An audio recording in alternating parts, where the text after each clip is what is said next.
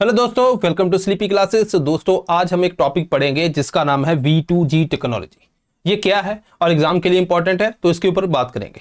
यहाँ पे रिसेंटली क्या हुआ, Kerala state electricity board and IIT Bombay इन्होंने एक मिलके एक पायलट प्रोजेक्ट स्टार्ट किया। अब उसके अंदर क्या है, ये कहते हैं हम V2G टेक्नोलॉजी को जो है हम स्टडी करेंगे, ठीक है, एक्सप्लोर करेंगे क्या इसमें पोटेंशियल है। अब ये होता क्या है, इसको देख लेते हैं कि अभी देखो क्या होता है कि जैसे मान लीजिए कोई ग्रिड है, ठीक है। अब इसके साथ जो है चार्जिंग स्टेशन है, ये चार्जिंग स्टेशन है अगर हम इलेक्ट्रिक व्हीकल की बात करें, ठीक है दोस्तों।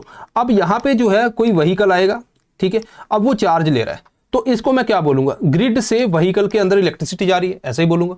तो इसको हम बोल देते हैं ग्रिड टू व्हीकल, ठीक हो गया। अब मान लीजिए कोई बंदा कहता है कि इलेक्ट्रिकल व्हीकल है तो वो घर से चार्ज कर रहा है, उसका घर है, ठीक है, वो यहां से चार्ज कर रहा है तो इसको क्या बोलेंगे, H2V, होम टू व्हीकल, ठीक है। ये टेक्नोलॉजी चलो हमने सुनी है कि भाई आम जो है नॉर्मल इसके ऊपर बात होती है। अब यहाँ पे क्या है कि एक इसके रिवर्स वो है V2G, मतलब आप व्हीकल से ग्रिड को इलेक्ट्रिसिटी दो, मतलब जब आपके पास एक्सेस है आप जो है ग्रिड को दे दो।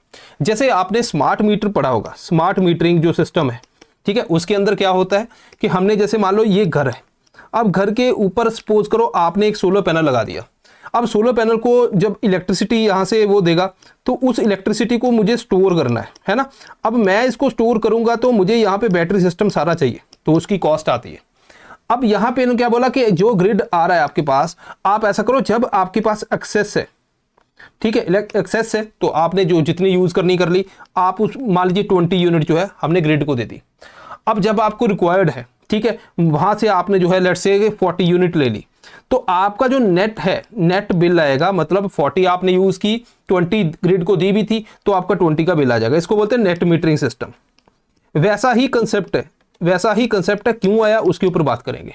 अब यहां पे समझते हैं, सपोज करो कि बहुत से लोगों ने इलेक्ट्रिकल व्हीकल ले लिया। अब यहां पे क्या होगा कि अगर मैं इस तरह से ग्राफ ड्रॉ करने की कोशिश करूं, लेट्स से ये, ठीक है, अभी देखते हो गर्मी है, गर्मियों के अंदर दोपहर को है ना, या फिर रात को एसी काफी ज्यादा यूज होते हैं, उस टाइम पे पीक आवर होते हैं, तो वहां पे इलेक्ट्रिसिटी कंज्यूम बहुत ज्यादा होती है और उसकी वजह से लोड बहुत ज्यादा ग्रिड के ऊपर आ जाता है ना। कभी कभी इतनी इलेक्ट्रिसिटी है नहीं तो बंद कर देते हैं वो, ठीक है, लाइट चली जाती है, या फिर हीट अप सिस्टम बहुत जल्दी हो जाता है, तो वो सारा है। अब सपोज करो कि हमने लगा दिया कि या आप ना ग्रिड से जो है इलेक्ट्रिसिटी लोगे, इलेक्ट्रिक व्हीकल को रिचार्ज करोगे।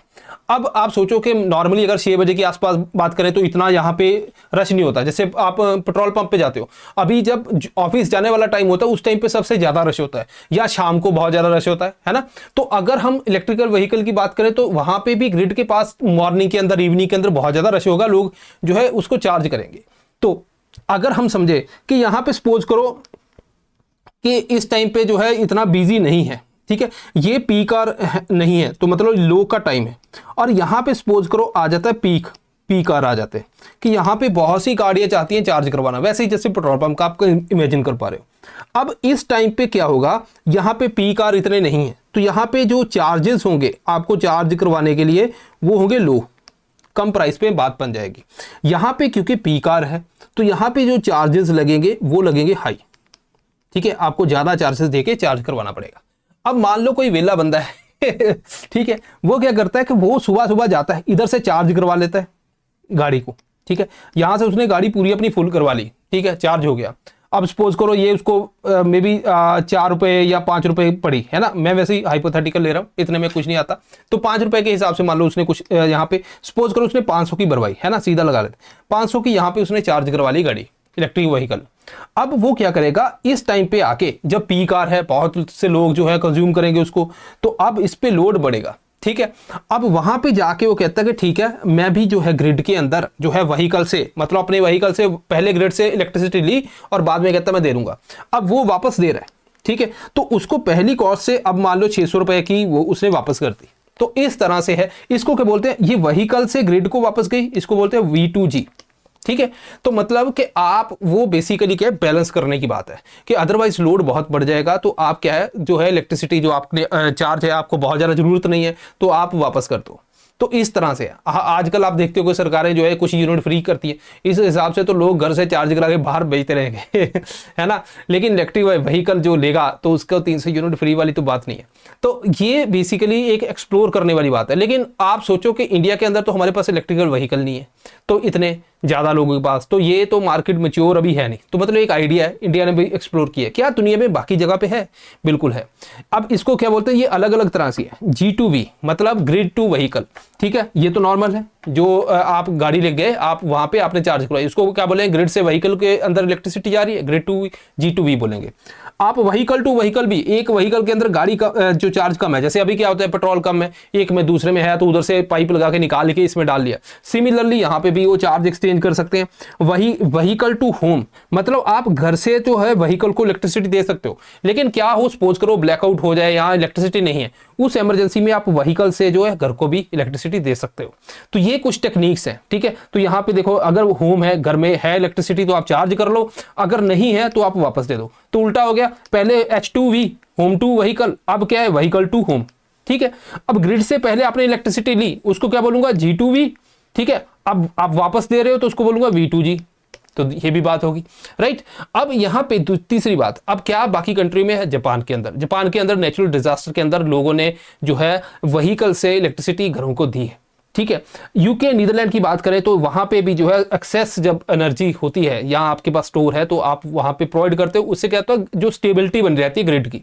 यूएसए के अंदर जो है मिलिट्री यूनिवर्सिटी कैंपसेस, वहां पे जो है V2G है, ठीक है। तो व्हीकल के अंदर चार्ज है, वो वहां से इलेक्ट्रिसिटी दे सकते हैं।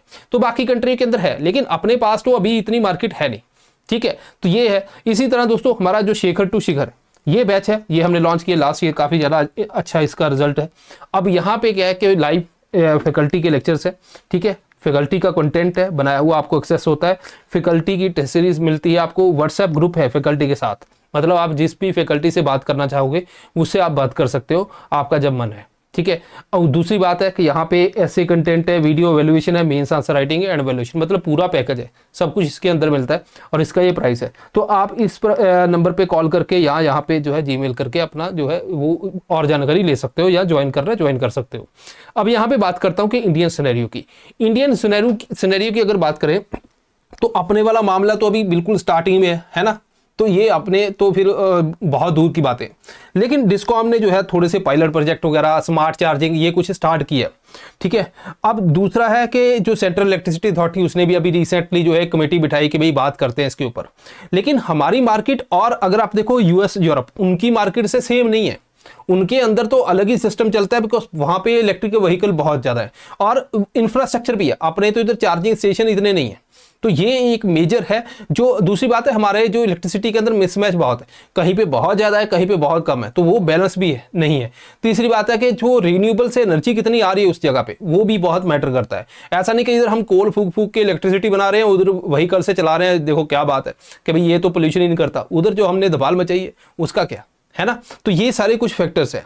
अगर हम सिग्निफिकेंस की बढ़े तो ग्रिड की स्टेबिलिटी बढ़ जाएगी, ग्रिड के अंदर इलेक्ट्रिसिटी आ भी रही है, कुछ लोग यूज भी कर रहे हैं, तो वो बैलेंस आउट रहेगा, ठीक है। रिन्यूएबल एनर्जी जो है उसकी इंटीग्रेशन जो है वो स्टोर कर सकते हैं। जैसे मान लो आपने घर से जो है सोलर पैनल से आपके घर में लगा हुआ है, आपने व्हीकल के अंदर इलेक्ट्रिसिटी डाली तो वो तो रिन्यूएबल है, उसको बाद में आपने ग्रिड में डाल दिया तो रिन्यूएबल जो है वहां पे यूज हो सकती है, ठीक है। कंज्यूमर या फिर इलेक्ट्रिक व्हीकल ओनर, उनको भी एम्पावर करेगा, भाई तुम इसको बेच भी सकते हो, ठीक है।